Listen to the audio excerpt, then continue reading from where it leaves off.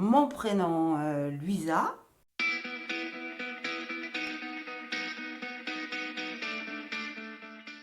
Je suis agent de service au lycée Joliot-Curie à Sète.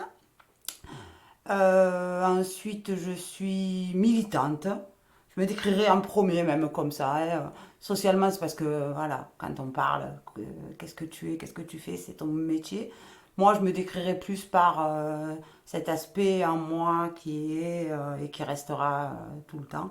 Je suis militante avant tout. Mes engagements, ils ont été au démarrage syndicaliste et humanitaire avec le Secours populaire. Et les deux sont vraiment étroitement liés. Quelqu'un que j'aime énormément avait coutume de dire le drapeau dans une main et le pain dans l'autre. Et voilà, ce qui moi me symbolise énormément, c'est vraiment ça. Le drapeau dans une main et le pain dans l'autre.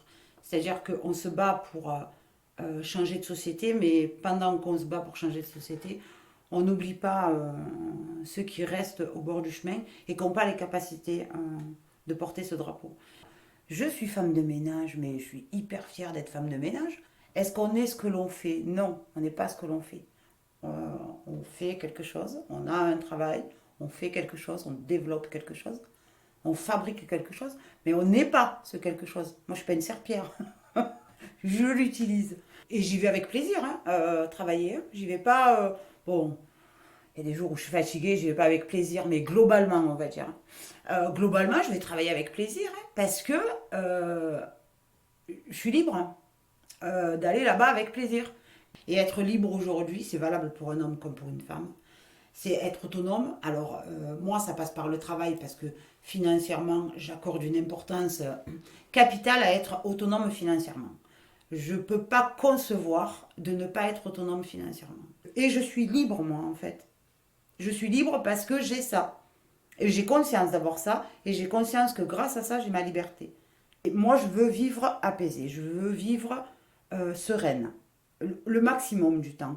Et j'ai compris que pour pouvoir vivre apaisée ou sereine, il fallait obéir à ses valeurs, à ses convictions et à sa conscience. Je suis têtue, voire obstinée, voire tenace jusqu'au bout des ongles. Alors c'est un défaut et en même temps c'est une qualité. Parce qu'après, je suis pas, en termes de défaut, hein, je suis pas jalouse, ni sentimentalement, ni sur le plan financier ou quoi que ce soit. Je suis pas égoïste. Voilà, dans la série des défauts, hein. Donc ouais, têtu, obstiné, tenace, ça oui. Je suis passionnée. Alors des fois les gens confondent la colère avec la passion. Dès lors où je vais avoir un sujet qui me passionne, je vais être passionnée, donc je vais avoir le verbe. Mais c'est pas de la colère. Quand je suis en colère, je suis silencieuse. Et donc là, ça craint quoi. Quand je suis silencieuse, ça craint. Parce que ça veut dire que quand ça va sortir, ça va péter. Mais jamais avec le verbe haut et ça fait encore plus mal. Je sais que je peux, avec les mots, blesser. Donc je fais très très attention à ça. Il y a des fois dans la vie où il faut savoir s'arrêter. Et des fois, je ne sais pas m'arrêter. Maintenant, ça tend à se tempérer, heureusement. Mais voilà pourquoi je le mets en défaut. J'ai des fois du mal à prendre du recul. Maintenant, j'arrive à faire ce va-et-vient entre ce que je veux, là où je veux aller, et le recul nécessaire pour pouvoir y aller. Et je sais le faire dans l'apaisement. Je ne le faisais pas dans l'apaisement avant, c'était vraiment... Voilà pourquoi c'était un défaut. Maintenant, j'ai compris qu'il fallait savoir reculer pour mieux avancer derrière. Attention, hein. Je recule juste pour mieux avancer, je recule pas pour reculer. C'est que j'ai espoir. Parce que quoi qu'il m'arrive, euh, j'ai toujours cette sensation d'avoir cette petite lumière, même si elle est super loin, je la vois. J'ai toujours l'espoir. Même avec des bagarres perdues d'avance, je ne sais pas comment je me débrouille. Mais j'ai toujours la sensation qu'on va y arriver, que les choses vont changer. Et j'y crois à chaque fois, hein. Je ne fais pas semblant, hein. J'y crois. C'est associé aussi à, je pense, à mon côté joyeux. En général, les gens disent de moi, elle a toujours le sourire, elle a toujours la banane. Et c'est vrai. J'ai rarement, ça m'arrive, hein. Je veux dire, je suis comme tout le monde, j'ai mes moments de déprime et tout. En général, je suis quelqu'un avec le sourire et cet espoir qui est toujours présent. La mort, en premier, me procure de la peine. Perdre des gens qu'on aime, ça procure de la peine. La maladie me procure de la peine aussi. L'exclusion dans tout ce que ça peut représenter. Ouais, on va exclure parce on a des gens malades, on va exclure parce que les gens sont différents, on va exclure parce que les gens sont pauvres, on va exclure parce que la religion de certaines ne nous convient pas, on va exclure, voilà, je ne supporte pas ça. Et puis après, tout ce qui peut se passer aujourd'hui dans la société me fait de la peine. Ce qui me fait aussi beaucoup de peine au jour d'aujourd'hui, c'est de voir ce gâchis planétaire.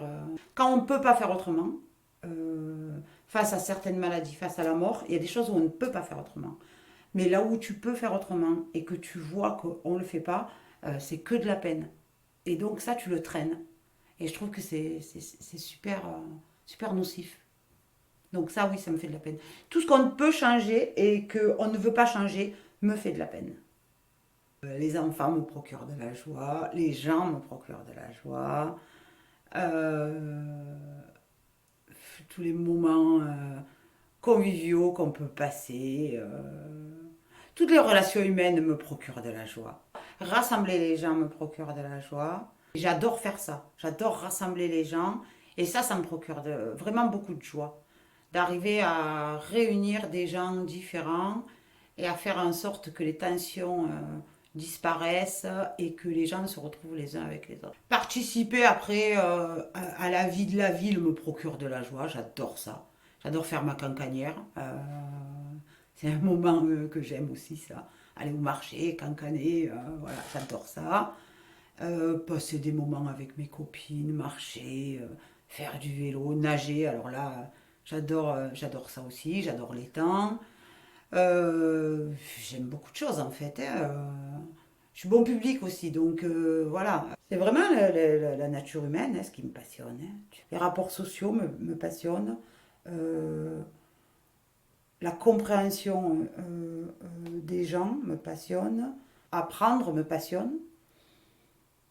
J'aime la sévillane. Je fais de la sévillane depuis maintenant 6 ans à Metz, avec Andalusia mézoise.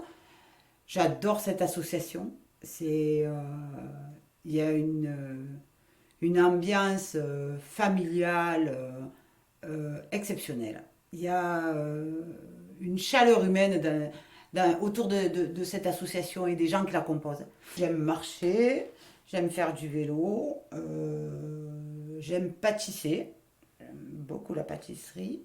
C'est récent, hein, ça date de très peu, parce que j'avais jamais fait de la pâtisserie, hein. Il aura fallu que je sois à Metz pour me mettre à la pâtisserie et adorer faire de la pâtisserie. Le fait d'apprendre hein, des autres, hein, je me suis dit, ben oui, je peux très bien me mettre à la pâtisserie. Bon, j'ai fait des horreurs, mais voilà. Et en fait, c'est là où tu te rends compte que tu apprends vraiment des gens que tu côtoies. Si tu sais écouter, si tu sais prendre, tu vas apprendre en permanence et grâce à eux, tu vas développer d'autres choses. Et c'est ça qui me passionne dans ma relation humaine. Ma force de travail, parce que quand même, alors ça rejoint la ténacité. Quand je prends un dossier ou quoi que ce soit, je m'en occupe de bout à bout. Si les choses ne sont pas traitées, je suis même pas en capacité après de me reposer chez moi. Il faut que ce soit traité, ou à minima que j'ai la solution, le chemin, que je sache comment dépatouiller le truc. Une fois que je sais, c'est bon, je peux me poser, me reposer. Sinon, je suis pas sereine. Je vais continuellement avoir le schéma dans ma tête en me disant, il faut que je fasse ça, ça, ça. Voilà.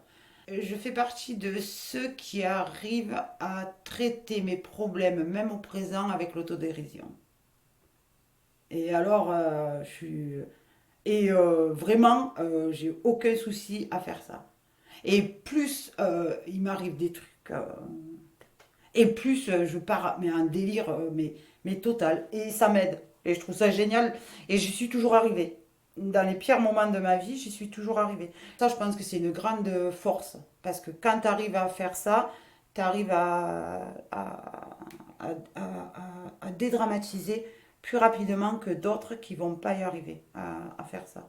Et après, j'arrive à ne pas être dans le déni, à affronter les choses de manière à les régler. Physiquement, je touche du bois, mais j'ai une santé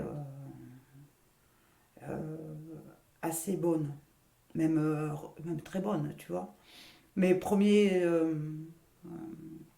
antibiotiques, je les ai pris à 42 ans. Je n'avais jamais pris. En premier, c'est la sincérité. L'amitié, la fraternité, la camaraderie, la solidarité, tout, tout, tout ce qui fait que le collectif représente une chose importante. Et la solidarité en fait partie, mais pas la charité, tu vois, je fais vraiment la différence entre les deux. Parce qu'on a tendance à mélanger. Si tu as du fric, c'est facile de faire un chèque de 100 euros et de donner 100 euros au secours catholique, au secours populaire. Ça ne veut pas dire qu'il ne faut pas le faire. Hein. Je fais vraiment la différence entre la solidarité et la charité. J'aime pas la charité. Ça me, ça me gêne.